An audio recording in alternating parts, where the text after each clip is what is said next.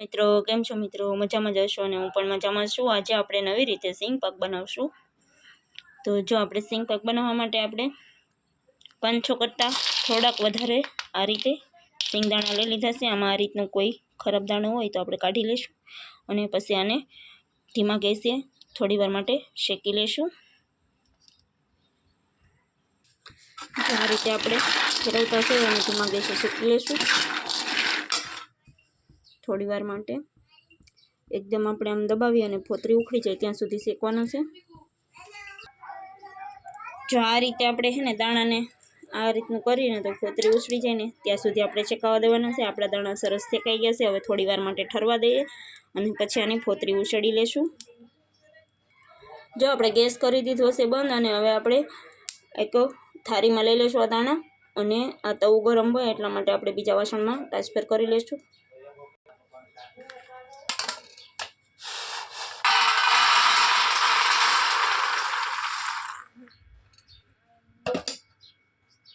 આપણે દાણાને ઉઠરે છે ત્યાં સુધીમાં આપણે ગળને ભાંગી અને તૈયાર કરી લઈશું।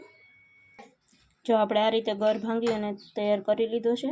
આમાં 2 થી 3 ટીપા જેટલું આપણે પાણી નાખી અને મૂકી દઈશું। જો આપણે ફોતરા ઉતારી અને આ રીતે આપણી સિંગ તૈયાર કરી લીધી છે। તો હવે આપણે આને મિક્સર જારમાં આ રીતે ગ્રાઇન્ડ કરી લઈશું। એકદમ ઝીણો પાવડર આપણે નથી કરવાનો, કરકરો પાવડર કરવાનો છે આપણે આ સિંગનો।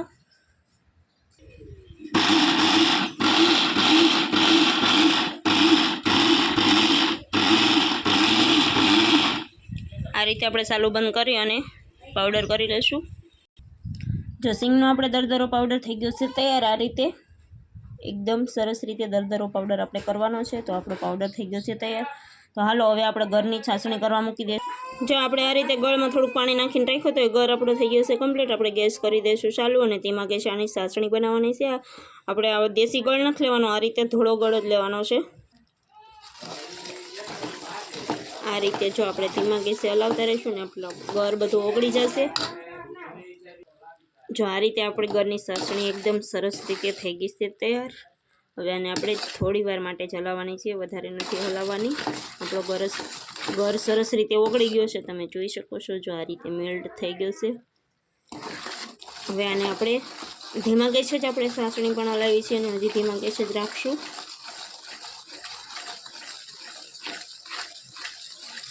પછી આપણે છે ને આ જે સિંગનો ભૂકો છે ને એ એડ કરશું ને એટલે ગેસ કરી દઈશું બંધ।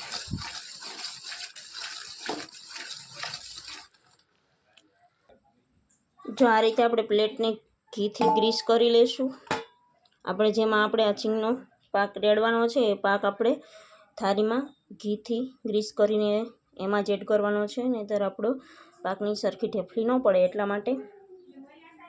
તો જો આપણી ચાસણી થઈ ગઈ છે કમ્પ્લીટ। આપણે હવે કરી દઈશું ગેસ બંધ અને આપણે આ સિંગનો ભૂકો કરી દઈશું એડ।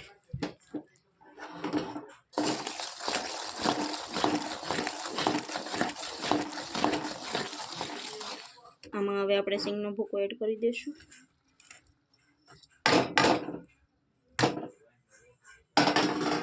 હવે સરખી રીતે બધું કરી લેવું મિક્સ। જો આ રીતે મિક્સ કરી અને પછી આપણે પ્લેટમાં કાઢી લઈશું। થઈ ગયું છે સરસ રીતે મિક્સ। હવે આપણે પ્લેટમાં એડ કરી દઈશું।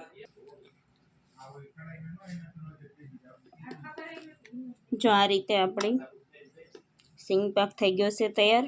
હવે આને આપણે 5-6 મિનિટ આ રીતે રહેવા દઈશું અને પછી પાડી લઈશું। આના નાના કે મોટા તમને જેવા પસંદ હોય એવા પીસ કરી લેવાના અને ઢેફલી પાડવાની છે આપણે નાની મોટી। તમને જેવી ગમતી હોય એવી તમે કરી શકો છો ઢેફલી। તો આપણે આને હવે થોડી વાર માટે ઠરવા દઈશું।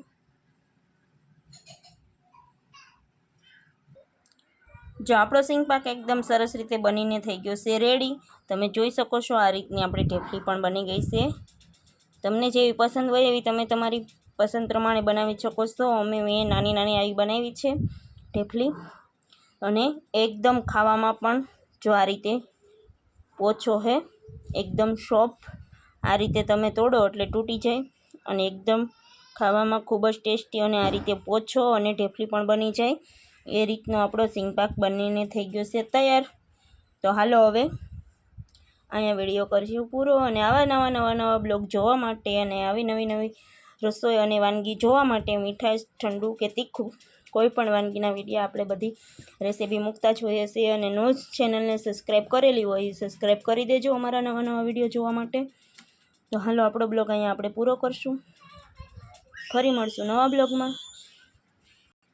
અને આ અમારી ચેનલ સિંગ પાકનો વિડીયો તમને ગમે તો લાઈક કરજો અને શેર કરજો અને સબસ્ક્રાઈબ કરજો. કોમેન્ટ કરવાનું ભૂલતા નહીં.